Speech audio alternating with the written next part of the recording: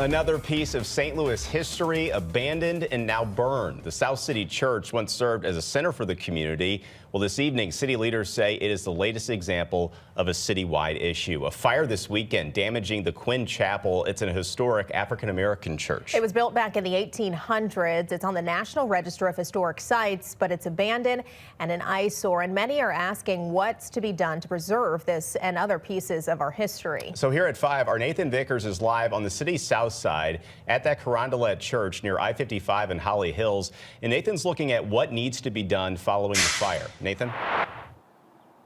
That's right, and this is a very old building. It was built around 150 years ago, but the state that it's in now is pretty sorry. A lot of people have been worried that something like this would happen for more than 5 years now.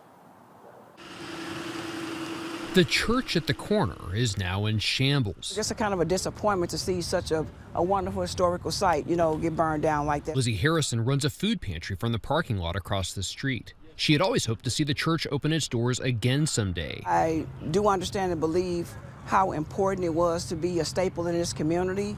It has a lot of heritage. The building has been on the National Register of Historic Places for more than 50 years. State records call it a focal point for many worthwhile activities in the Black community. And note that it's one of the few buildings originally commissioned by the city of Carondolet. Carondolet was its own city, so we have a little bit of a unique history. Kyla Aldshorn is president of the Carondolet Neighborhood Association, which has been concerned about the building for several years because of problems with break-ins and vagrancy ever since the congregation left. We have a big problem. We need more drug rehabilitation places. We need more mental health beds.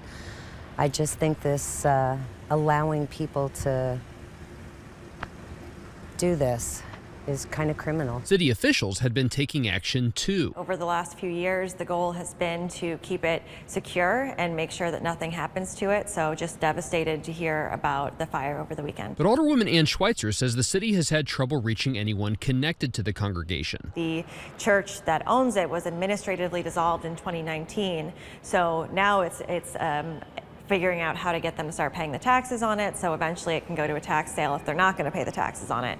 So that was the goal up until this weekend. For the neighborhood around the church, it's a frustrating loss. It's not just the building itself, it's to bring back the people together, for the healing and hope for the community.